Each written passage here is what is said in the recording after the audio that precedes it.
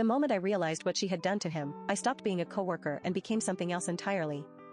I became the last person she ever wanted to cross. Let me take you back to 2015.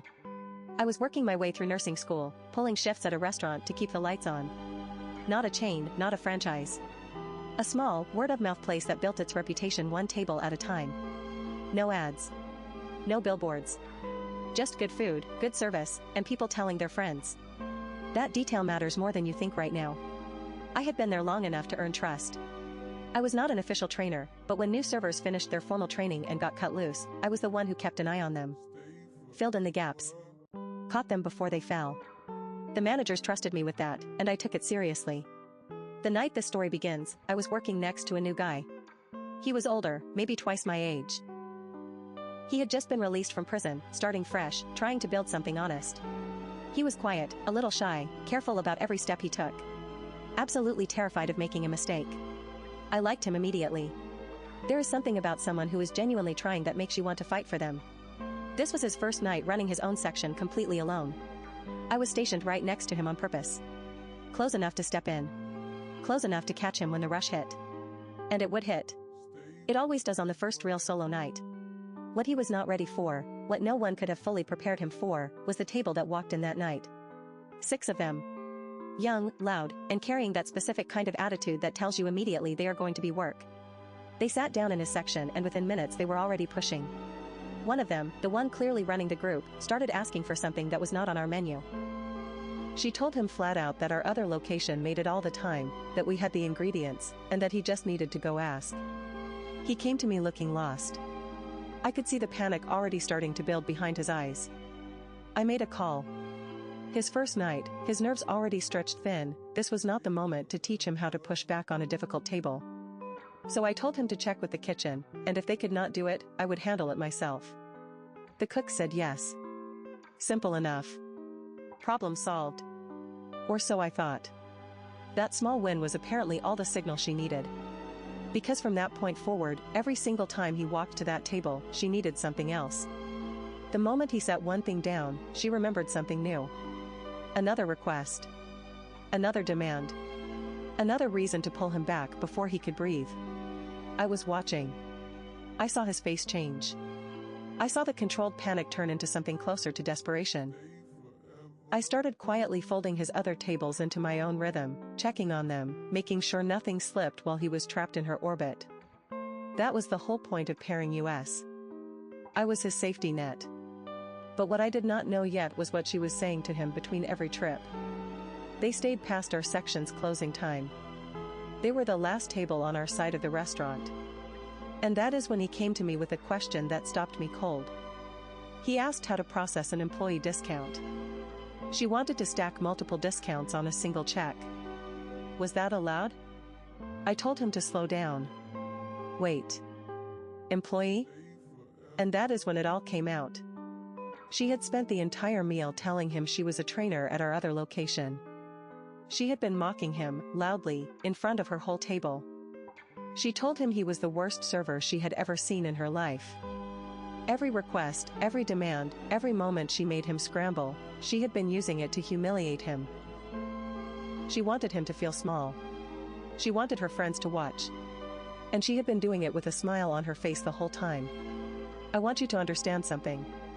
This man was twice my age, starting completely from scratch, doing everything right, and she had spent 2 hours using him as entertainment. I was not just angry. I was the kind of angry that goes quiet. She also informed him that since it was someone's birthday, multiple birthdays actually, she expected free birthday cakes for the whole table, delivered with the full birthday song, immediately. Of course she did. I told him to go prep the cakes.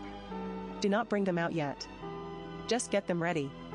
Then I went to find my manager. Now, I need to pause here and tell you something about the management at this restaurant, because it is central to everything that happens next. Good managers in the restaurant industry are genuinely rare. The kind who actually have their staff's backs, who treat you like a person, who get quietly furious on your behalf when someone crosses a line. We had those managers. Every one of them. We were lucky, and we knew it. I found the front-end manager and I gave him the full picture. Fast, clear, no drama. Just facts. What she had done to this man all night, what she was claiming about discounts, what she was demanding now. I watched his face as I talked.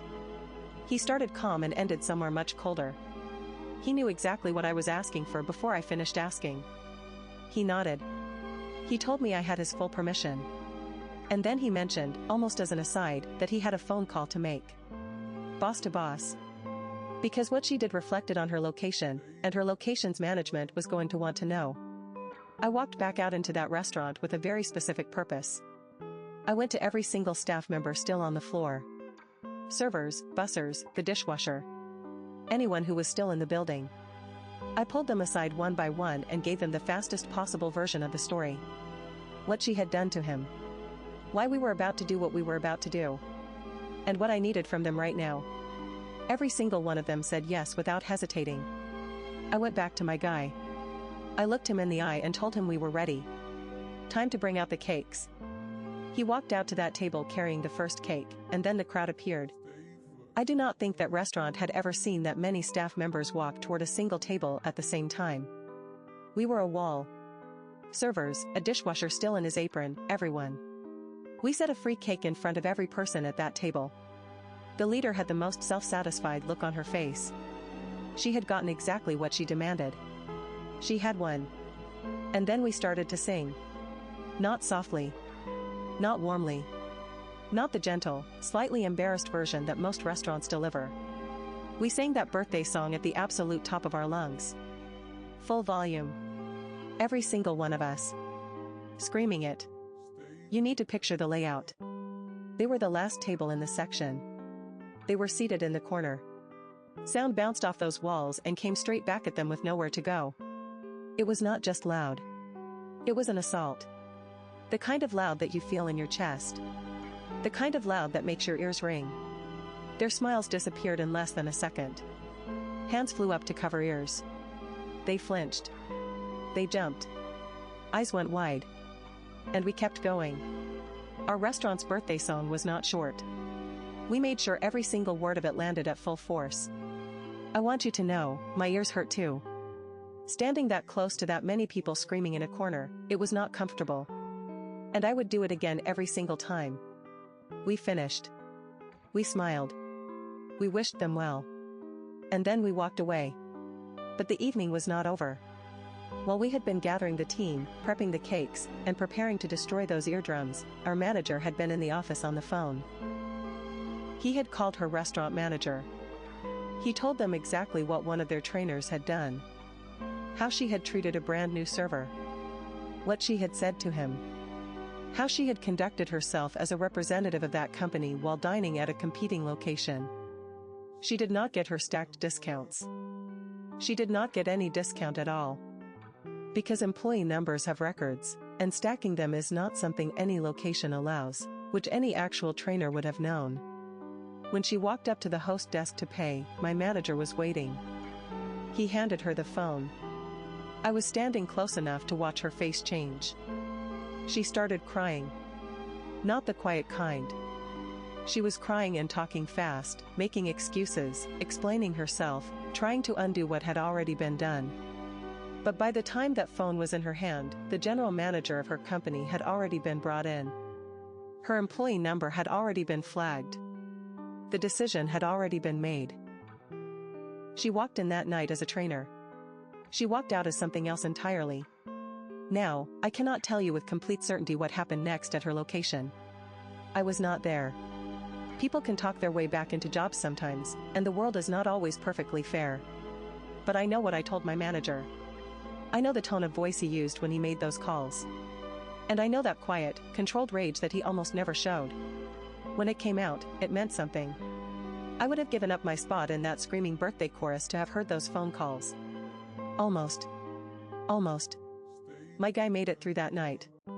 He did not quit. He stayed, and he grew into the job. He was never going to be the slickest server in the place, but he was honest and he was trying, and that is worth more than smooth talk any day of the week. Here's what I keep coming back to when I think about that night. She thought her position gave her power over him. She thought being a trainer at a sister location made her untouchable. She thought she could spend 2 hours making a man feel worthless and then walk out with free cakes and a discount and a story to tell her friends. She thought the rules did not apply to her because she knew the system. What she forgot is that systems have people in them. And people talk. And sometimes those people are standing right next to the person you just spent all night trying to break. The best revenge I have ever been part of was not cruel. It was not illegal. It was not even angry, not on the surface. It was a birthday song. Sung as loud as humanly possible by a dishwasher and a bunch of servers who had heard enough. And it was approved by management. There is a lesson buried in all of this that I think about more now, almost a decade later, than I did that night. How you treat people when you think you have power over them says everything about who you actually are. She was a trainer. She knew the job. She knew the system. And she used all of that knowledge to make a struggling man feel worthless for sport. Power is not the same as character.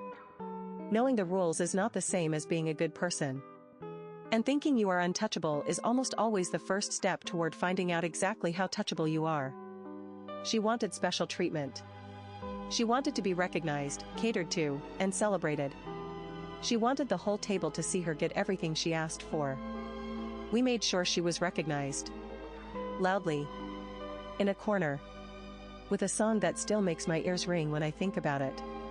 You get what you give in this world. Sometimes immediately. Sometimes in front of all your friends. And sometimes with free cake. The walk back from the kitchen felt longer than it should have. I kept my pace even, kept my face neutral, kept my hands from doing anything that would give me away. But inside my skull it was loud. Not the good kind of loud. The kind that builds behind your eyes and makes your jaw ache from holding it still. I kept replaying the image of his face when he finally told me. Not the panic from earlier, not the first night nerves I had been expecting and watching for. This was something else. The specific flatness that settles over a person when they have been humiliated for long enough that they have stopped being surprised by it.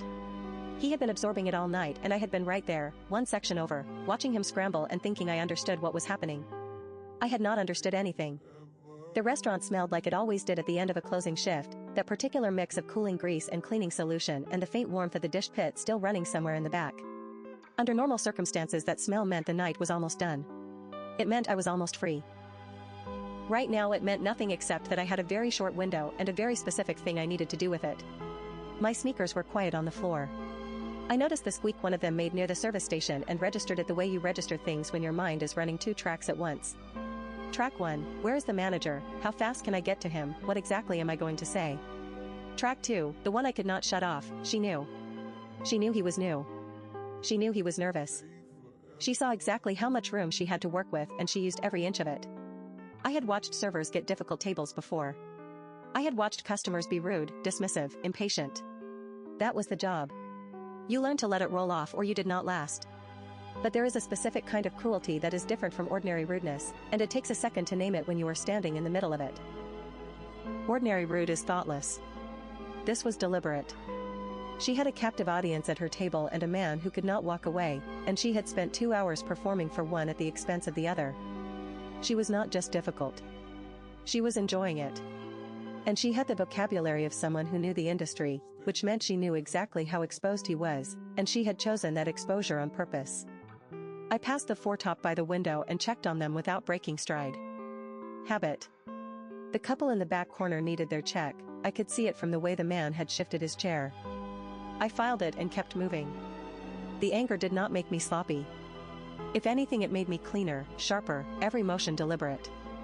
That surprised me a little. I had expected to feel scattered. Instead, I felt like a wire pulled tight. She was still sitting at that table. I did not look directly at her.